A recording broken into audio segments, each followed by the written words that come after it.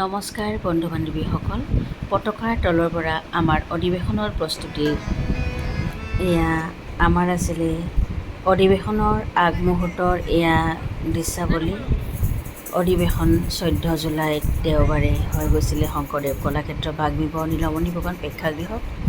আৰু আগদিনাখন আমি এনেদৰে গোটেই হলটো সজাইছিলোঁ। আমাৰ সকলো বিষয়ববীয়াসকল আহিছিলে। এয়া বন্তি বাইদেউ, উপসভাপতি, এয়া কোৰাছ মহিলাসকলে, সাংস্কৃতিক সম্পাদিকা গীতাঞ্জলি হাজৰিকা বাইদেউৰ তত্বাৱধানত আমাৰ কোৰাছ ৰিহাৰ্চল হৈছে। এয়া মুকুল গোস্বামীদেৱ, এয়া এইটো হলতেই আমাৰ প্ৰস্তুতি চলিছিলে। এয়া সম্পূৰ্ণ আমাৰ মঞ্চসজ্জা হৈ গ'ল। এয়া বেনাৰ, আৰু পিছদিনাখন আমি সভা আয়োজন কৰিম ইয়াতে। এনেদৰে হলটো দেখালোঁ আপোনালোকক। এনেদৰে হলটো সজোৱা হৈছিলে। সকলো বিষয়ববীয়াসকল, সহকৰ্মীসকল, সদস্যা সকলো আহিছিলে। আহি এনেদৰে সহায় সহযোগ, গামোচা জপাসকলে গামোচা জাপিছিলে। বিভিন্ন কাম, বহুত কাম থাকে নহয়। এখন বিয়াৰ নিচিনাই কাম থাকে। এখন সভা পতা মুখৰ কথা নহয়, বহুত মানুহৰ শ্ৰম জড়িত হৈ থাকে। আৰু এই শ্ৰমৰ ফচলেই 14 জুলাই দেওবাৰ সাহিত্য সংস্কৃতি বৃহত্তৰ মঞ্চ অসমৰ তৃতীয় দ্বিবাৰ্ষিক অধিৱেশনৰ পতাকা উৰিব পাৰিলে। এয়া আমাৰ পতাকা উৰিল মুক্ত আকাশত। পতাকা উত্তোলন কৰিলে সভাপতি শ্ৰীযুত নৱজিৎ পাটোৱাৰীদেৱে। আৰু উপস্থিত ৰাতিপুৱা 8:30 বজাত আমি সকলো বিষয়ববীয়া সদস্যসকল উপস্থিত হৈছিলোঁহি কলাক্ষেত্ৰৰ বাকৰিত। আৰু আমাৰ 6ষ্ঠ সংখ্যক প্ৰতিষ্ঠা দিৱসৰ এয়া পতাকা উত্তোলন কৰিলে নৱজিৎ পাটোৱাৰীদেৱে। গতিকে শ্ৰীময়ী অসমী শীতল বুকুত উঠে উৎসৱৰ মধু আলোড়ন সংগীতেৰে আমি অধিৱেশনৰ মুকলি কৰিছিলোঁ পতাকা উত্তোলনেৰে। তাৰপিছতেই আমি শ্ৰদ্ধাঞ্জলি জ্ঞাপন কৰিছিলোঁ বিশিষ্ট ব্যক্তিসকল, যিসকলে আমাক ভাষা সাহিত্য জাতি মাতি ভেটিৰ কাৰণে প্ৰাণ আহুতি দিছিলে, তেওঁলোকৰ স্মৃতিত। তাৰপিছতেই শ্ৰদ্ধাঞ্জলি অৰ্পণ কৰিছিলোঁ আমাৰ প্ৰাক্তন সভাপতি সুবোধ চৌধুৰীদেৱৰ স্মৃতিচৰণত। এনেদৰে আমাৰ উপদেষ্টা শ্ৰীযুত কনকেশ্বৰ গোস্বামীদেৱ আৰু আমাৰ মুখ্য অতিথি কিশোৰী মোহন পাঠক ছাৰ, আৰু আমি সকলোৱে তেখেতৰ পবিত্ৰ স্মৃতিত একাঁজলি পুষ্পৰে আমি শ্ৰদ্ধাঞ্জলি জ্ঞাপন কৰি মৌন প্ৰাৰ্থনা 1 মিনিটৰ মৌন প্ৰাৰ্থনা কৰিলোঁ। কৰি আমি সভাৰ কাম উদ্বোধন কৰিছিলোঁ। এয়া কনকেশ্বৰ গোস্বামীদেৱৰ ভাষণ। চৌধুৰীদেৱৰ বিষয়ে বহুখিনি কথা ক'লে। তাৰপিছতেই আমাৰ বন্তি প্ৰজ্বলন প্ৰক্ৰিয়া। বন্তি প্ৰজ্বলন কৰিলোঁ মই, লগতে আমাৰ সহকৰ্মী সকলো সদস্যা। গতিকে এটি সুন্দৰ মুহূৰ্ত আৰু সুন্দৰ ক্ষণৰ সাক্ষী হ'লোঁ আমি সকলোৱে।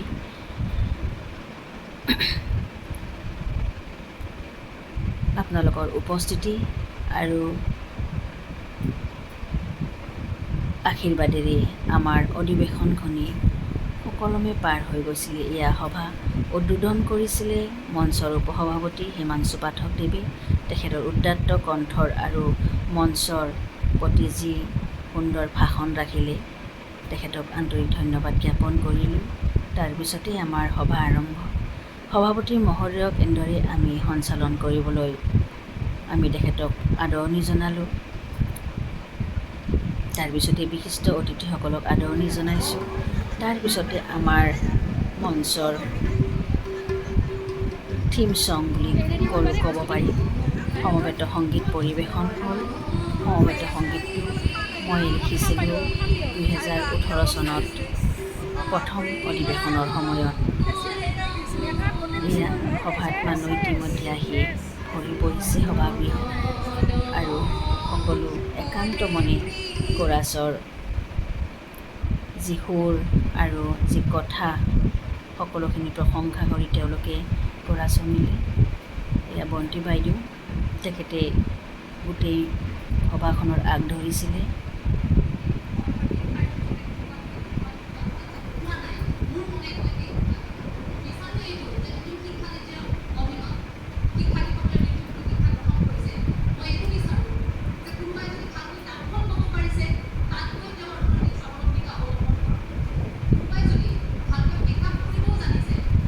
তাৰপিছতে আমাৰ নলবাৰীৰ শিল্পী জেচিকা ৰাজৰ সুমধুৰ কণ্ঠৰ গীতৰ শৰাই আমি সকলোৱে শুনিবলৈ পাইছিলোঁ।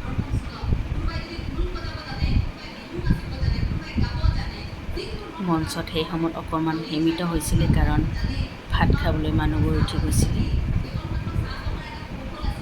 অতিথিসকলো ভাত খাবলৈ গৈছিলে সেইখিনি সময়তে। তাৰপিছতেই আমাৰ বঁটা প্ৰদান অনুষ্ঠান। এয়া বিশিষ্ট আখুলিপিকাৰ ৰবীন বৰুৱাদেৱলৈ জীৱনজোৰা সাধনা বঁটা আমি এই মঞ্চতেই আগবঢ়ালোঁ।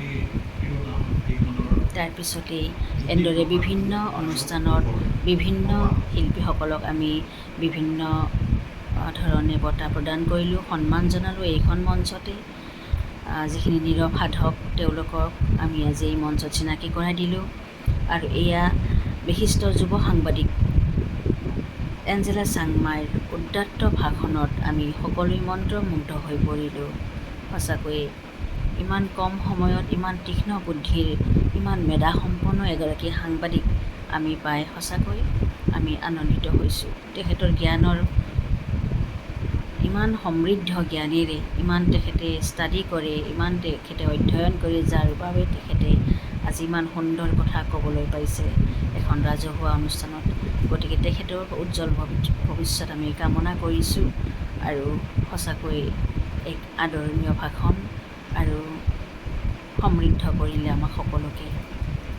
এনেদৰে আমাৰ ষষ্ঠ সংখ্যক তৃতীয় অধিৱেশন আৰম্ভ হৈছিলে।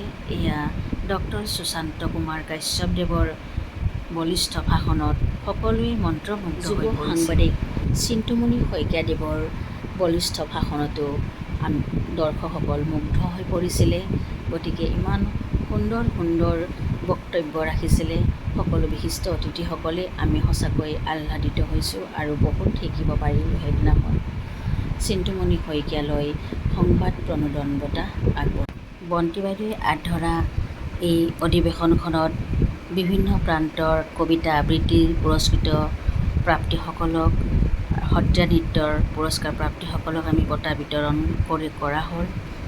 তাৰোপৰি মাটিৰাম ৰাভাৰ সৈতে আমি এনেদৰে ফটো একপিও উঠিলোঁ।